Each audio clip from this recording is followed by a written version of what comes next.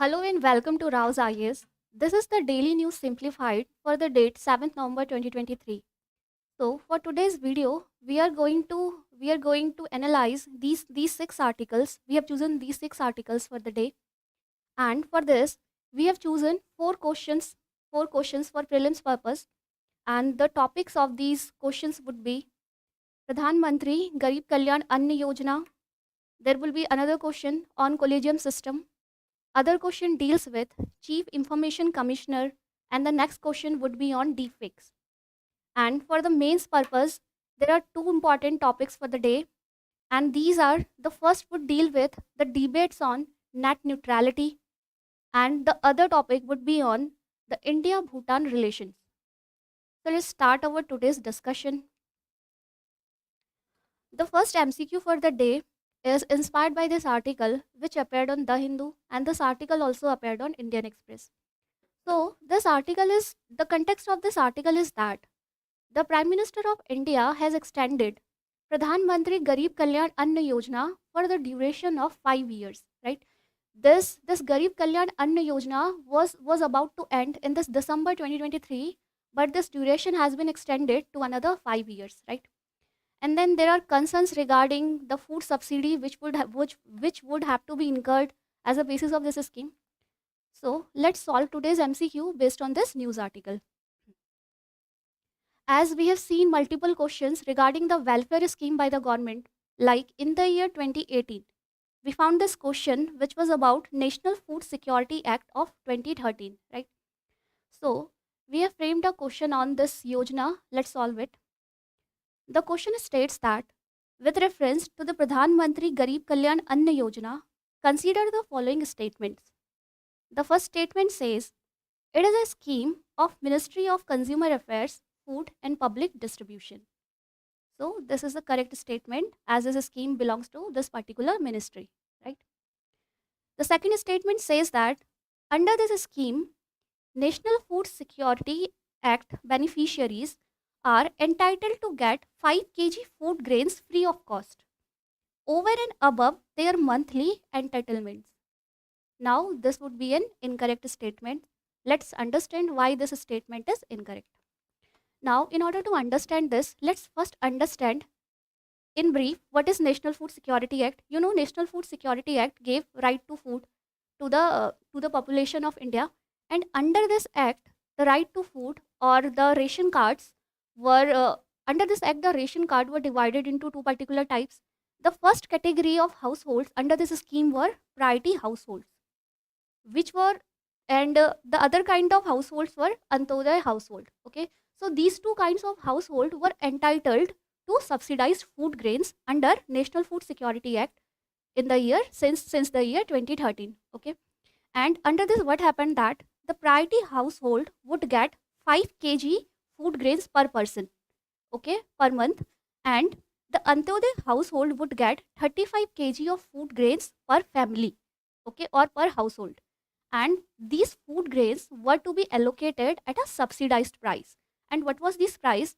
It was rupees 1 per kg for cereals, rupees 2 per kg for wheat, and rupees 3 per kg for rice. Okay, so under PDS, subsidized food grains were to be allotted to these particular beneficiaries. Correct. And now what happened? After the COVID-19 pandemic, in around June 2020, government launched another scheme, which was Pradhan Mantri Garib Kalyan Anna Yojana. Now in this, what happened that apart from this NFSA entitlement, that the beneficiaries would get their NFSA entitlement, which we discussed here, and apart from these entitlement, the beneficiaries would also get extra 5 kg of food grains, either rice or wheat, per person per month, right? So this extra 5 kg of food grains were to be provided under Pradhan Mantri Garib Kalyan Anna Yojana. This is the second aspect of this scheme. Now see what happened. In December 2023, this year, government merged this National Food Security Act plus this Pradhan Mantri Garib Kalyan Anna Yojana, which was launched in the year 2020. Okay, and now there is another scheme or the revamped Pradhan Mantri Garib Kalyan Anna Yojana. Okay, So under this revamped Pradhan Mantri Garib Kalyan Anna Yojana, what happens is that the beneficiaries will get their National Food Security Act entitlement. These entitlement, which we discussed in the first case, so these beneficiaries would get these entitlement, but this extra 5 kg of rice or wheat which they were getting, they won't get it. Okay. But the difference in this scheme is that earlier the beneficiaries would get these entitlement at a subsidized price. But now, under this revamped scheme, the beneficiaries would get these entitlement free of cost. Okay.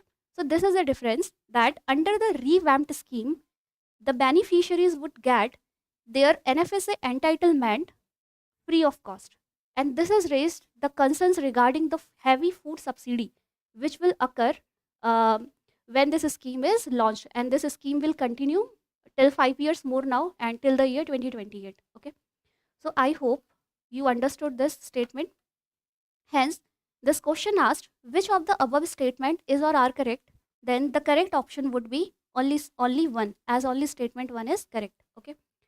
Now with this, let's move on to our next news article for the day, right? So our next MCQ for the day is inspired by this particular article which appeared on The Hindu.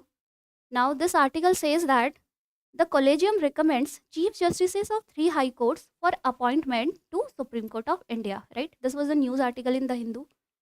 Now, based on this, as you know that UPSC has repeatedly asked questions regarding the judicial system, right? So in this, in the year 2019, we found this particular question, right? Now, let's solve a practice question in this very theme. This practice question says that in Indian context, consider the following statements about the appointment of judges in the Supreme Court. Okay. Now, the first statement says that the number of judges constituting the Supreme Court is determined by the President by an order. Now, this is an incorrect statement, as the number of judges constituting the Supreme Court is not determined by President by an order, but rather this is determined by a parliamentary law. Okay, by a parliamentary law. So, as per Article 124, subsection A, in the year 1950, the strength of Supreme Court judges was fixed at 8, including the Chief Justice of India. But this strength can be increased on the recommendation by the President, on the recommendation of Chief Justice of India. Okay. So in this statement, the right statement would be the number of judges constituting the Supreme Court is determined by Parliament by a law, not by a presidential order. Right. Now let's move on to second statement, which says that according to the Constitution of India, a multi-member collegium recommends appointments to the Supreme Court. Now let's read this statement again. This statement says, according to the Constitution of India. And so this is a wrong statement. Why? If we talk about collegium system, it is unique to Indian judiciary. Okay, it is a system of appointment of judges to the higher judiciary. So in this, what happens that it determines how the judges would be appointed to High Court and Supreme Court, right? But the Constitution of India did not mention about the collegium system.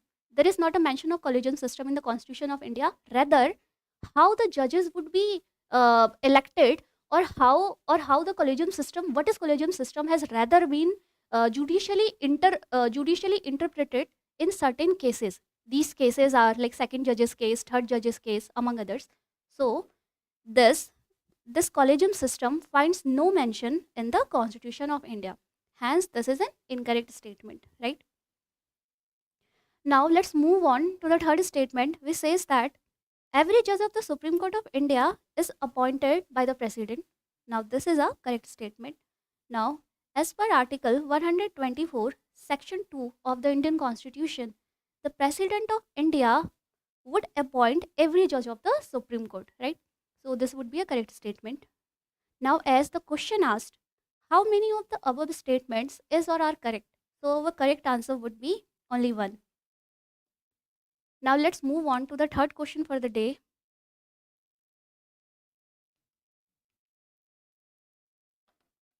So, the third question for the day is inspired by this particular article which appeared in the news. The article says that Hira Lal Samaria is the new Chief Information Commissioner of India. Okay, so quickly let's see what is Chief Information Commission, CIC. This is a Chief Information Commission is a statutory body. Okay, and the statutory body of India which was formed under the RTI Act 2005. So basically, this is a body which oversees the regulation or the implementation of Right to Information Act, and in this regard, it has certain powers, right? Powers like handling the grievances of the RTI applicants, and among others, these are certain powers of Central Information Commission. Okay. Now, if we see about the appointment or the members of Central Information Commission, if we talk about the members, the Central Information Commission has a Chief Information Commissioner, right? And not more than 10 information commissioners, right? It has a Chief Information Commission and not more than 10 information commissioners, right? And the news article said that Hiralal Samaria is the Chief Information Commissioner, is the new Chief Information Commissioner. So in this regard, let us solve this particular question. Now, why we have taken this question is that UPSC has asked questions regarding various statutory body, regarding very constitutional or various non-constitutional bodies in India. As in the year 2023, we found this particular question, which asked how many of the above are constitutional bodies. Now, based on this line, let us solve our practice question for the day, which says that consider the following statements. Okay. Now, the first statement is the Office of Chief Information Commissioner falls under the Ministry of Personnel, Public Grievance and Pensions. This is a correct statement. Now let's move on to the second statement, which says that while the State Information Commissioner is appointed by the governor, like we have information commissioners or like we have information commissioners at the central level, in the state level we have their equivalent, which are known as state information commissioners. Okay. So this question says that while the State Information Commissioner is appointed by the governor, he can only be removed by the President of India. Now, this is an incorrect statement. This is because the appointment as well as removal of State Information Commissioner is overseen by the governor, not by the President, right, of that particular state, by the governor of that particular state. Okay. So this statement becomes incorrect. Now, let's move on to our third statement, which says that the decisions of the commission are final and binding. Yes, this is a correct statement, as the decision of this commission are final and binding. The final statement says that the aggregate term of Central Information Commissioner, when elevated to Chief Information Commissioner, cannot be more than 5 years. Now, this is a correct statement. Now, let's see. So,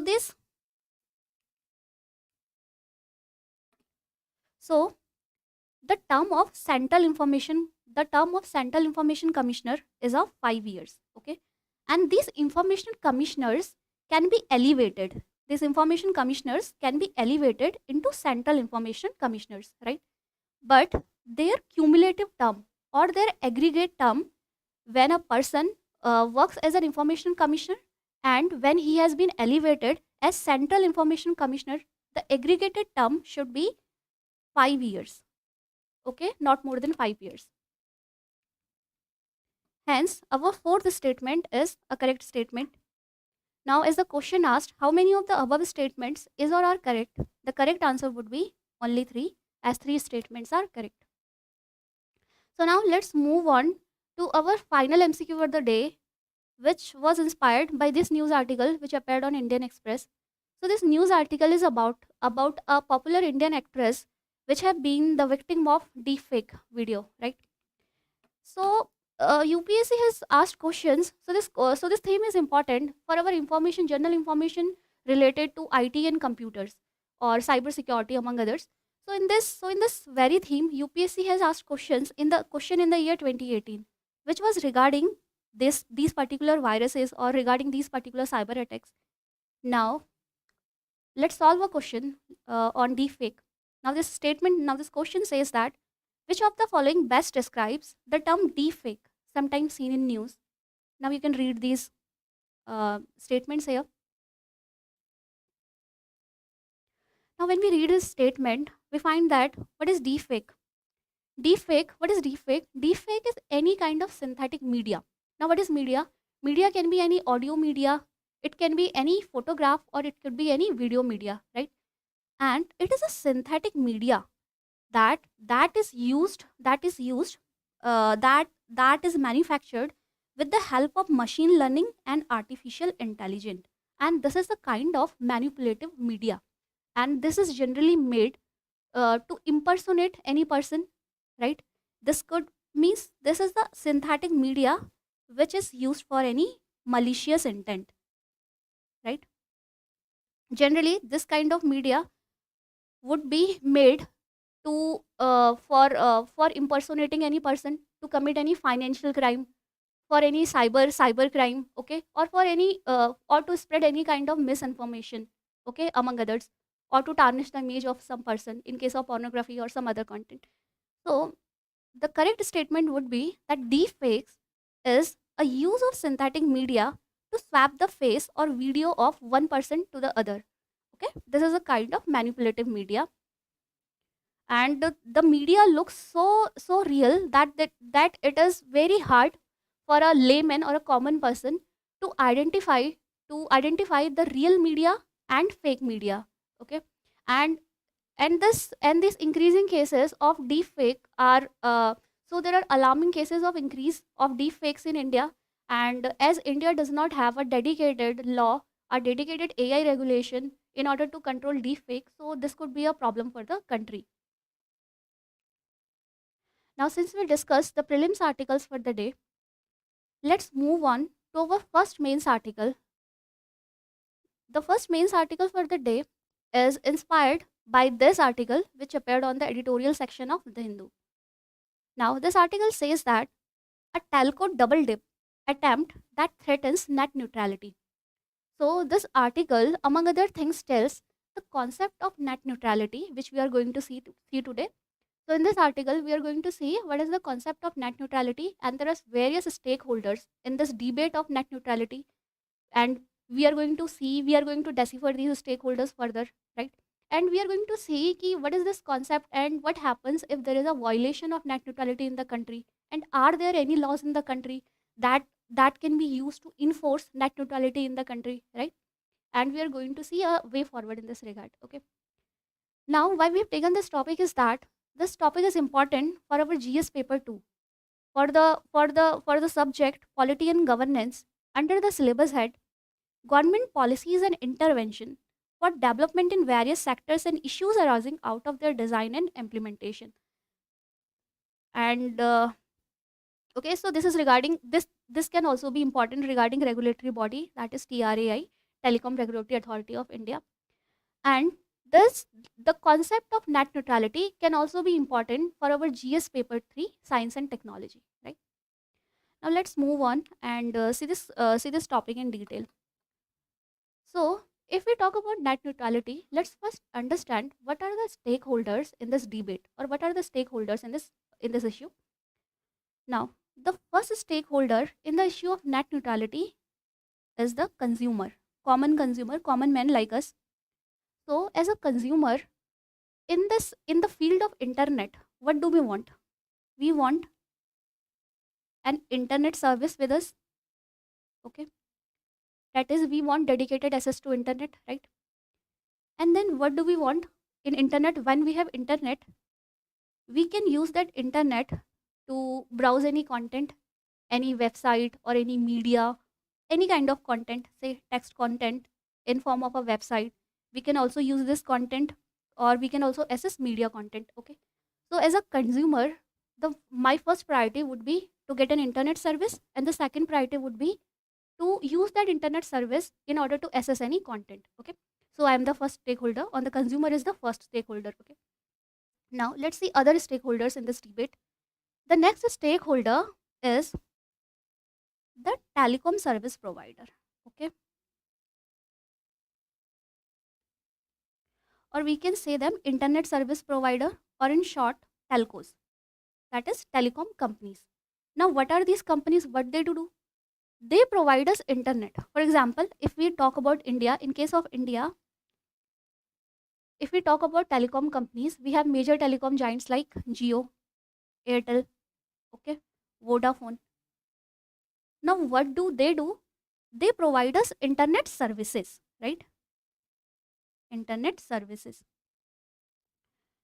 Hence, they are internet service provider. And by selling a, and for it, we need a data subscription. We need a data subscription pack for it, okay? So the second leg or the second stakeholder is telecom service provider. Now let's see what are the third stakeholder. The third stakeholders in this case of net neutrality are the OTT platforms. Okay. So what are OTT platforms?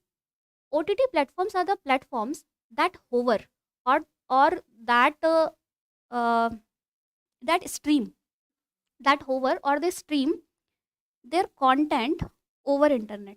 Okay. In simple version, in simple sense, for example, Netflix. Okay, we have Netflix. We have in India we have Hotstar.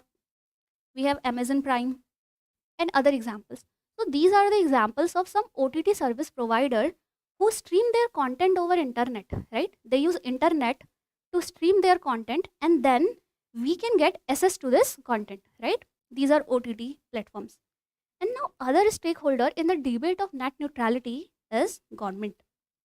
Now who particularly in the government? In government there is TRAI.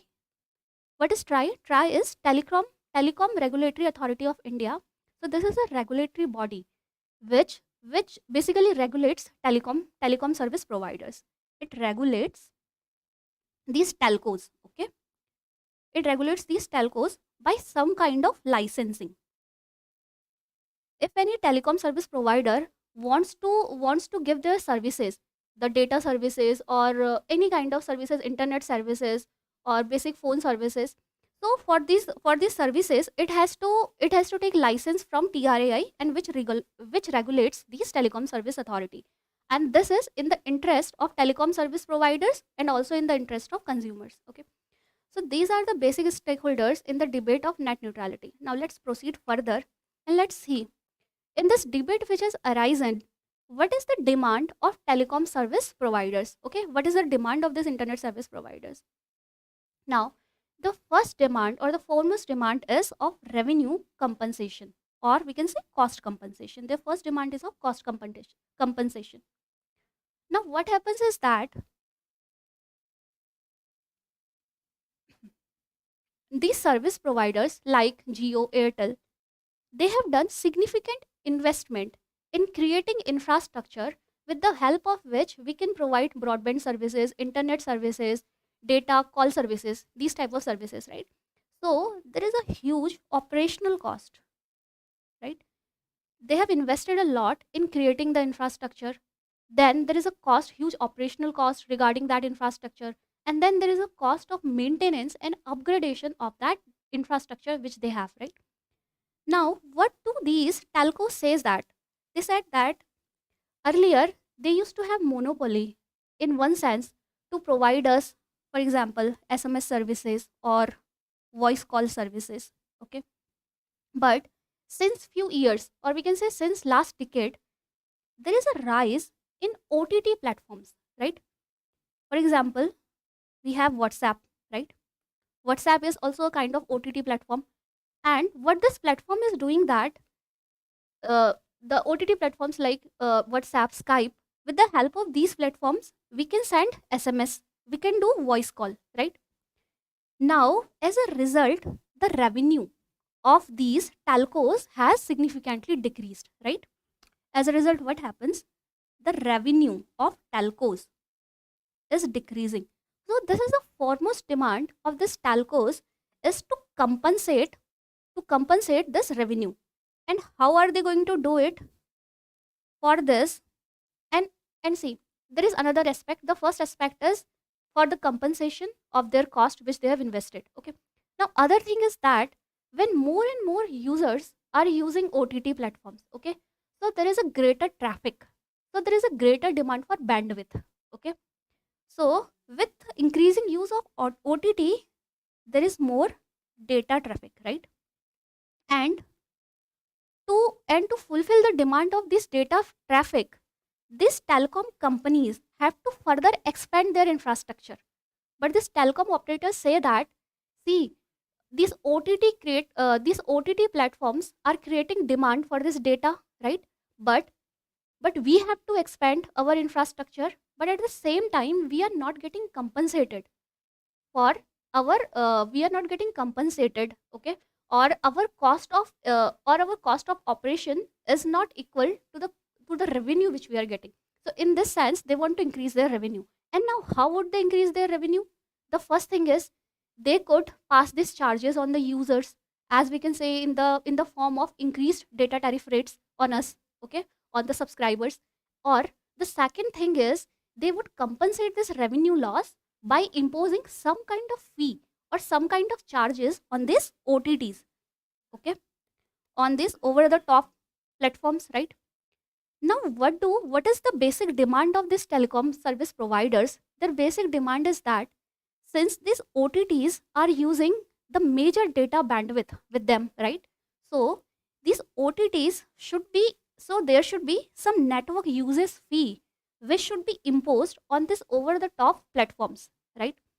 And this telcos also says um, that there is a significant amount of licensing fee which TRAI, or ultimately the Department of Telecommunication is charging the telcos.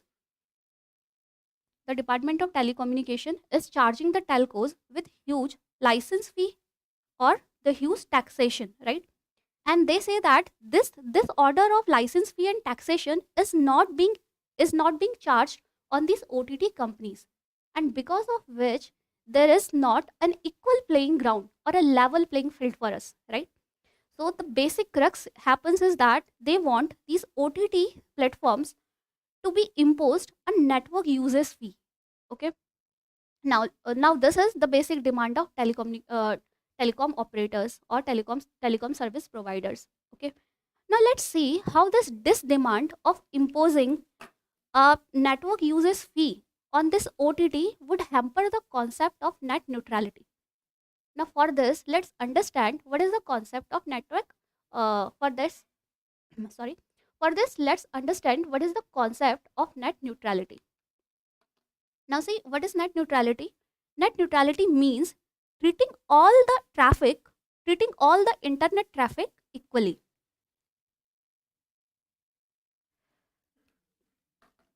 It means treating all the traffic on internet equally.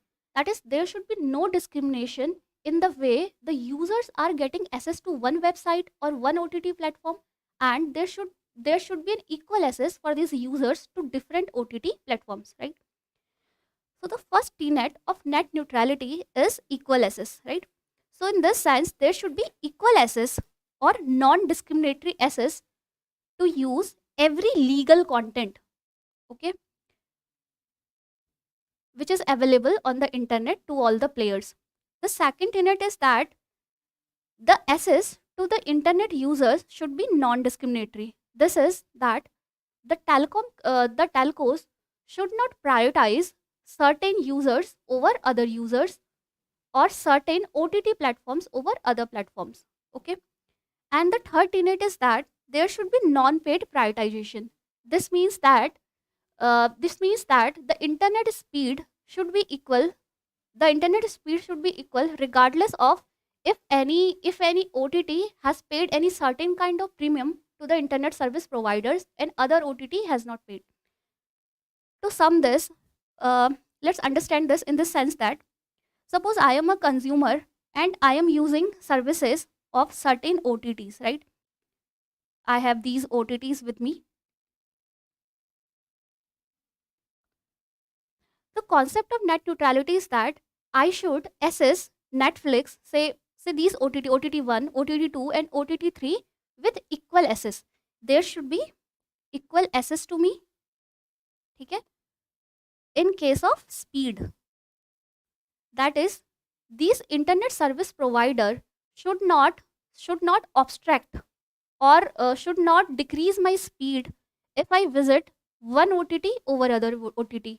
So there should be equal speed if I visit the three of the OTTs, right?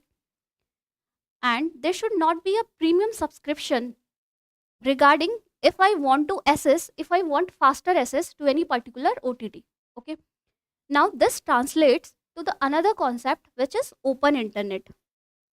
Now what is open internet? Open internet means the same thing, that the access to internet should be open to everyone, irrespective of what is the person's location. Okay, so there should be an equitable access to internet. Now what will happen that in case there is a violation of net neutrality, we will see this. Now before this, I hope you understood the concept of net neutrality. Now let's see what is the telco's demand or argument in violation of net neutrality. Now we saw that telcos want to impose some kind of usage charges or some kind of network usage charges or premium on the OTT platforms. Okay. Now how this demand is in violation of net neutrality, right? So the first thing is that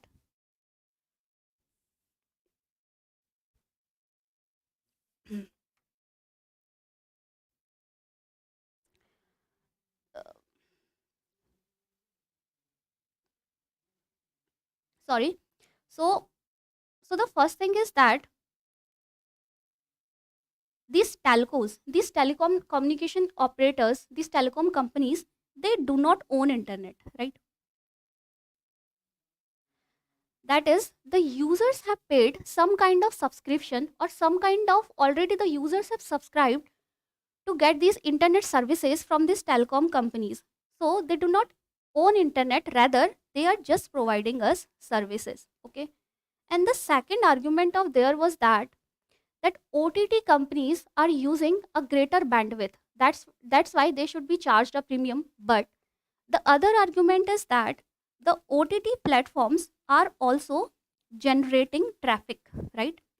They are generating traffic, and this traffic is a source of revenue, for these telcos, right? So this argument of telcos are somewhat diluted because of these reasonings, right? Now let's understand that what happens in the case of violation of net neutrality, right? That if net neutrality or if the principle of open and free internet is not followed, then in that case what would happen? Okay, so internet would not be the same. If the concept of net neutrality is not followed, internet would not be same. That is, this move will monopolize internet in the favor of some big players over some small players, right? And in order to access certain services, one may have to pay certain premium, right? Or the services of any particular website or particular OTT would be blocked, and in order to access the content of that website or OTT, one have to pay extra premium or extra charge. So there is a issue that this will aggregate, this will increase the digital divide, which is already present in the countries like India or other developing countries, right? Because there may not be users who may be able to pay for these premium services, right? And this could be a kind of monopolizing internet for some vested interest. Okay, or by restricting some particular sites. The other thing is that this cost would be passed on to the consumers. Ultimately, if the OTT have to pay premium to the telecom companies, then this they will pass on this cost to the consumers. And as a result, what we would have? Firstly, what would be the loss? We will have to pay increased cost for subscription to any services, and rather another thing is that there would be an issue of degraded quality. That is, in case if one is not paying this additional cost, then there will be an issue of degraded quality of streaming, degraded quality of services, or slower internet. So this could be one consequence if net neutrality, if there is a violation of net neutrality. Okay. The other thing is that this will stifle innovation. As you know, internet has provided a level playing field for all kind of digital startups to begin with. Okay, so and also one more thing, that internet is the basis of digital infrastructure, right? So in that sense, the net neutrality, this violation of net neutrality would favor large companies, right? And this would be, and the smaller companies would be at a disadvantage, right? So this will stifle innovation, or this will render the culture of innovation to be defunct in one sense, as the smaller companies would be at disadvantage. Okay, so this is what would happen in the case of violation of net neutrality. Now let's see that are there any regulation present in India which would prevent uh, to oversee, are there any regulations in India to oversee the implementation of net neutrality? Are there any regulations? The shortest answer is, one word answer is no. Presently there are no uniform, or presently there are no clear cut regulation or law in India to enforce net neutrality in the country. But rather, there are some guidelines by the Telecom Regulatory Authority of India, TRAI, has released some guidelines for unified SS service license. For telecom, so there are some TRAI guidelines for the telecom companies, and this is in the form of unified SS service license. Okay, that is, these telecom companies are mandated when they buy license from TRAI or from the government of India. They are mandated. They are mandated to adopt some kind of, like, they are mandated to promote net neutrality, right? But these guidelines are not enforceable. These are not enforceable, right? Another thing is that in the year 2016, TRAI bought these guidelines, which was provision for discriminating tariffs for data services regulation. So it was a kind of regulation. It was a kind of regulation for for for promoting equal tariffs for equal data services, right? So in this kind of guidelines also, TRAI has promoted net neutrality, or this is a ruling of TRAI which was in the favor of net neutrality, right? But still, there is no legal mechanism in India for enforcement. If we talk about enforcement, there is no legal regulation in the country presently, right? So let's see what is the way forward in this regard. The first thing is that if the telecom companies, now it is true that telecom companies, they have invested a huge amount of money to make the infrastructure, in building of the infrastructure. So there are so they have some operational expenses. So in order to fulfill these operational expenses, if needed, they can increase the tariffs, right? So one way is increasing tariffs which are charged on the consumers by these telecoms. Okay, telecoms can increase the tariffs. This is one way. What is second way? What is second measure? The second measure is that India should advocate for open internet.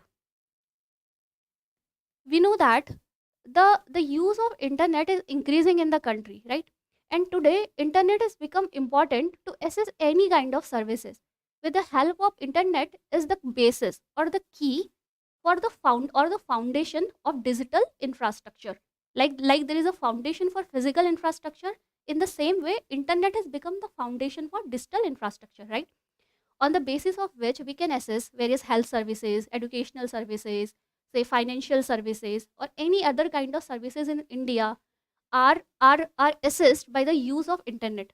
And the use of internet, or the percolation of internet in the country, is increasing, right? So in this sense, there should be an advocacy of open internet, such that internet would always remain free for all the people of the country, irrespective of their paying capacity, irrespective of the location where they live, irrespective of what are the websites or what are the services they are using, irrespective of what are the OTT services they are using. internet should be free. That is, there should be a basis charge, a basic charge which is charged by the telecom countries, and apart which is charged by the telecom companies, and apart from this, there should not be a discriminatory charge. Okay, so there should be an advocacy of open internet in the country for providing equitable internet services to the country. So this could be another thing. The third thing is that, which is most important, is the formulation of a legislation in the country to enforce net neutrality. So as we saw that in India there is not a legal there is not a legal mechanism to enforce net neutrality. So in this case there could be a comprehensive legislation in which there are clear guidelines given to the internet service providers or the telecom companies, and there should be clear provisions of penalty and the clear laws for the enforcement of these for enforcement of net neutrality, right? So there should be a comprehensive legislation in this regard. ठीक है? So this would be a way forward. And finally, the consumers in the country should be proactive. The consumers in the country should be proactive about their rights. And in case they find that any kind of internet service provider in the country is engaging in such kind of malpractice or manipulating the assets of that consumer or a group of consumers to particular websites, particular platforms, then that consumer should raise this issue, should flag this issue. But ultimately this would only materialize if we have a comprehensive legislation to provide net neutrality to the country, in order that internet is open and free and freely accessible to the people of the country, right? So this was all regarding this topic. I hope you understood this. Now let's move on to the final topic for the day. This is regarding this news article. This is inspired by this news article which appeared on the Hindu. So this news article says that the king of Bhutan, Jigme Khesar Wangchuk, is on official visit to India. So in this visit, there have been signing of important regional connectivity project between the two countries, and in this context, India has signed a railway connectivity project between Bhutan and India, and in this project, there would be the development of a 58 there would be development of a 58-kilometer railway line between Bhutan and Assam in India. The railway line will connect Jelepu, this is a region in Bhutan, to Kokrajhar, this is a place in Assam. So this railway connectivity project joins these two places, right? Pardon my pronunciation of these places. Now, apart from this regional connectivity project, there has been also an anticipation of a second railway connectivity project between Bhutan and West Bengal, right? So this was the major highlight of this news article, that India and Bhutan are discussing new avenues of regional connectivity, right? Now, this article is important for our GS paper 2 international relations, right? As in the syllabus itself, it is mentioned bilateral, regional and global groupings and agreements involving India and or affecting India's interest, right? So in this case, we should know about, especially we should know about the bilateral relations of India with its with important countries and especially its neighbors. Okay. So based on this theme, in the year 2022, we saw a question which was regarding India and Sri Lanka relations, right? So in the similar lines, one may expect a question by UPSC on India, Bhutan, or any of India's neighbor. Okay. So in this context, let's analyze the relationship between the ties between India and Bhutan. Now, before this, let's see the location of Bhutan. So Bhutan is a small landlocked country in Himalayas, and this country is bordered by China and India. This is a landlocked country, right? And so this is majorly about Bhutan, and Bhutan shares borders with the 4 states of India. Now, let's see the ties between India and Bhutan. The ties between India and Bhutan have been exceptional, have been based on the foundations of mutual trust and understanding. So, officially, the diplomatic ties between these two countries started in the year 1968, right? So, this was the official formation of diplomatic ties, but the relations, between two countries are founded are based on the foundation principles of Treaty of Friendship,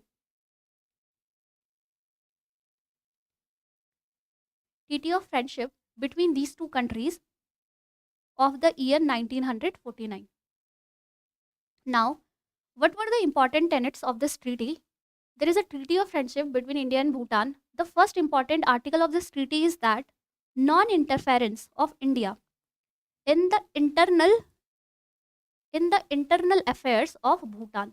Okay, and the second important article was that India would guide Bhutan to shape the foreign policy of Bhutan. Right, that is, India will guide Bhutan to formulate its own foreign policy. Right, but this treaty was amended in the year 2007, right? And now in this year 2007 there was a major development that Bhutan, which was historically dependent on India in terms of trade, in terms of protection, okay, in terms of India was shaping the foreign policy of Bhutan. But in the since the year 2007, there was another treaty of friendship 2007, or the amendment of this treaty, which strike out the Article 2 that India would not guide the foreign policy of Bhutan. Rather, Bhutan is independent to formulate its own foreign policy. Okay. Now here comes the change in dynamic between how Bhutan is approaching now. Now Bhutan is not that timid Bhutan now, and now Bhutan is shaping its foreign policy by engaging with other countries. Okay, so in this sense, Bhutan has increased its engagement with China. Okay, now we will discuss this further, but you should know that the diplomatic ties of Bhutan and India have been shaped by the Treaty of Friendship of 1949 and its amendment in 2007. This is important for you. And the diplomatic ties between the country are established since year 1968, right? Now see another aspects of the relations between these two countries. The first aspect is trade. Okay, so India and Bhutan, there is a free trade agreement between these two countries. Okay, and there is a India. If we talk about what India exports to Bhutan, India exports petrol, basically petrol and diesel to Bhutan, and also electronic machinery. Is India what India exports to Bhutan?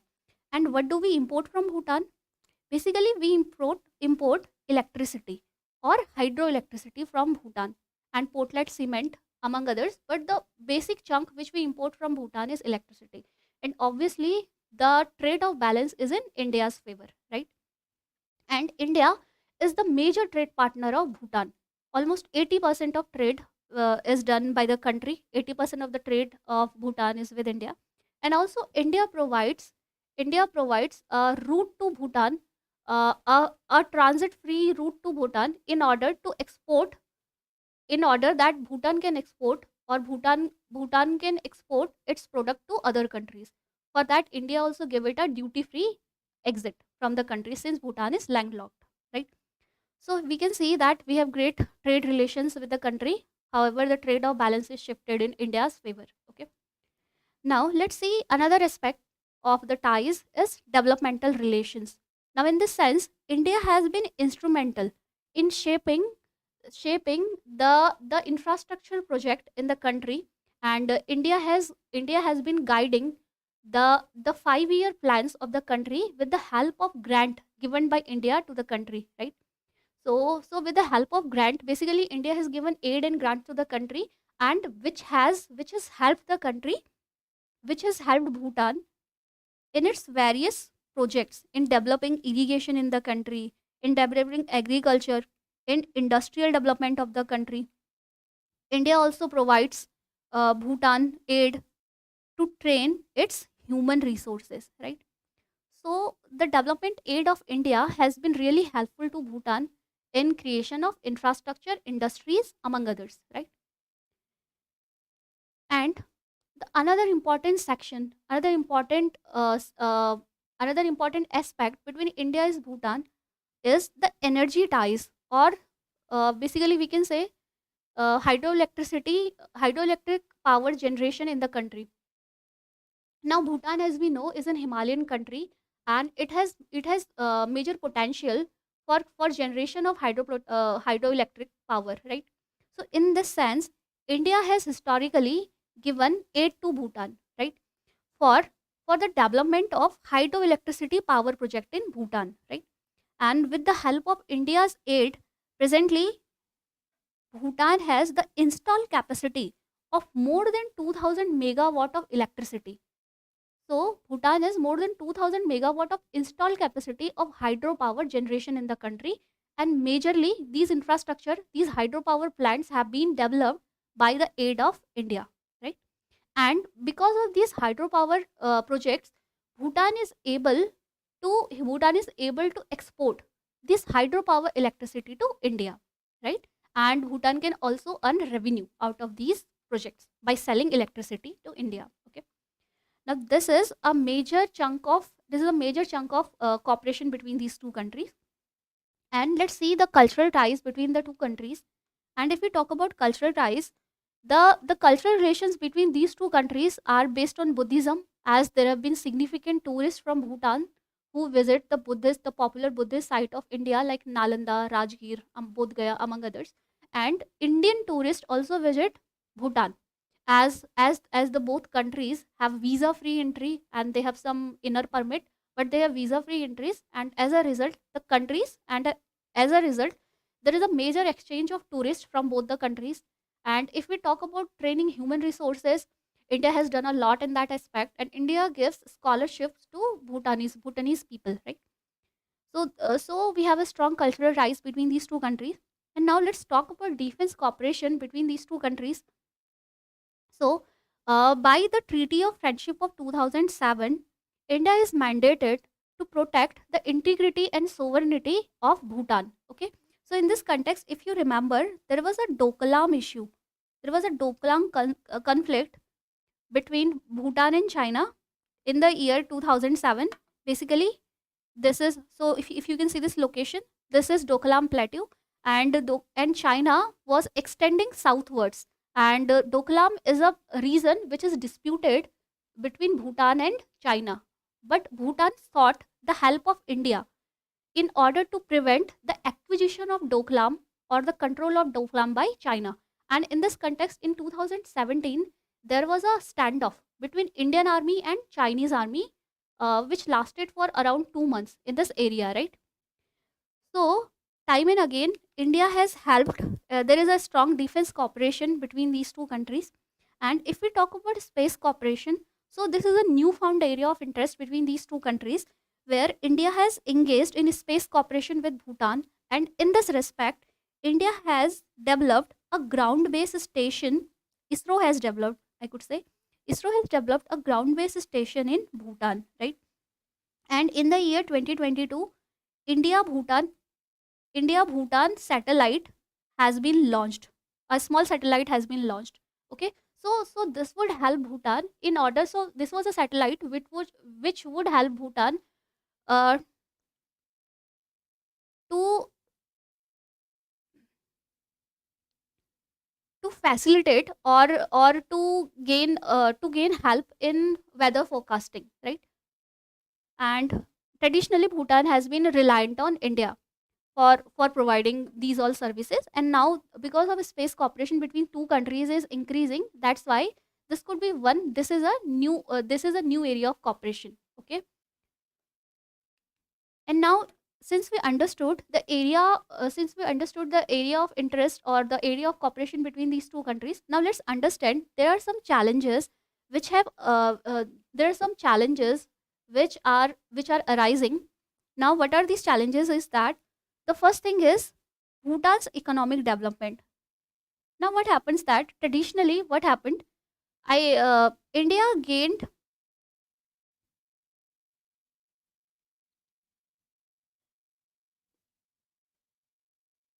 so traditionally what happened that for the development of hydropower project in Bhutan, India gave around 60% grant to the country, and around 40% loan to the country. Okay, but now the dynamics or the policies of India have changed. Now India is giving the 70% of the money to develop hydropower project in the country as loan, but 30% as grant. Okay, so there have been significant shift in the amount of grant which India is giving to Bhutan. And now there are sentiments in Bhutan that India, though, has reduced the grant to develop the hydroelectricity plant in Bhutan, but at the same time, India is importing cheap electricity from Bhutan, right? And there is another concern.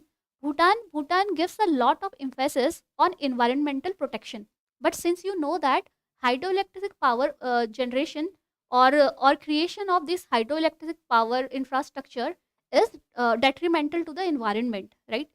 So, in that sense, Bhutan has raised concern regarding further expansion and further development of hydroelectric power generation in the country, okay, and the supply of cheap power to the India.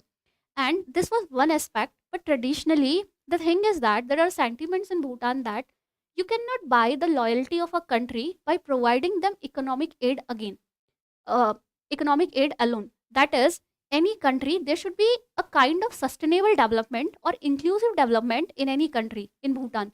But we have seen that the development which India has done in Bhutan has been has not been able to generate such kind of jobs in Bhutan, right? So there is a need for inclusive development in the country, right? So the second issue is that the growing closeness between China and Bhutan. So now China and Bhutan are engaging in high level talks to resolve the border dispute between China and Bhutan. Okay, so there are apprehensions that India thinks. There can be issues that the Doklam region, which we saw earlier, either Bhutan could give the Doklam region to China, like it could hand over the Doklam region to China, or it could give a greater control of this region to China in order to solve its border dispute. Okay, but now if China gets the Doklam region, so it would be so China would gain a strategic hand over India. As if you see in the map, the Doklam region, the Doklam Plateau is increasingly close to the Siliguri corridor of India. And you know, Siliguri corridor or the chicken neck corridor, we can say, this is a major choke point, and this connects the northeast India to the rest of India, right? So, this is a strategic. So, China in this case would get a strategic hand over India, right? So, India doesn't want to do this, but recently there has been close cooperations between China and Bhutan in this aspect. So, we can say the growing closeness between China and Bhutan is a matter of concern for India's sovereignty, and for India's and may hamper India's strategic interest. Now, another thing is that the BBIN project, which was introduced in SARC in 2016, Bhutan has backed out of this BBIN project. BBIN is Bangladesh, Bhutan, India, Nepal Infrastructure Project. It was a kind of infrastructure project which was aimed to increase the mobility between all these nations, right? But Bhutan has cited some environmental concerns, and Bhutan has backed out of this project. Okay, so this is also a blow to India's aspirations of connecting or for increasing regional connectivity. Okay. Now, having seen the challenges, let's understand that what is the way forward in this regard. So, the first thing is India should find new areas of cooperation between these two countries. As we have seen that India is engaging in regional connectivity project, which we saw earlier by the development of railway lines between these two countries. Okay, so new infrastructure, we can say the countries can explore new infrastructure project. Okay, India and Bhutan should engage in, like we can say, space project, which are a kind of new areas of cooperation which would develop Bhutan, and in turn the focus should be inclusive development of the country by providing a meaningful power of balance or meaningful balance to the country itself. And the other thing is that the regarding the safety issues, regarding the issues that if China comes too close to Bhutan, so India should present these issues to Bhutan, and there should be some kind of diplomatic maneuvering in which India should prevent that these strategic ties which are happening between the two countries should not be detrimental to India's interest. So for that, India needs some kind of diplomatic hold over Bhutan, right? And this could be only done by engaging in some kind of goodwill and other projects, and which time will and which we will see what happens in time. And the other thing is, the other which is similar thing is that India should not allow that China, the Bhutan, to be a safe border, to Bhutan to be a safe border or to be a safe haven for China to engage in anti-India activities, right? And this can be done by exploring new areas of cooperations between India and Bhutan, and by increasing by diplomatic maneuvering between these two countries, right? So this was all for this topic. I hope you understand. I hope you understand the basic tenets of India and Bhutan relationship. Mm. So this is all for today. Thank you.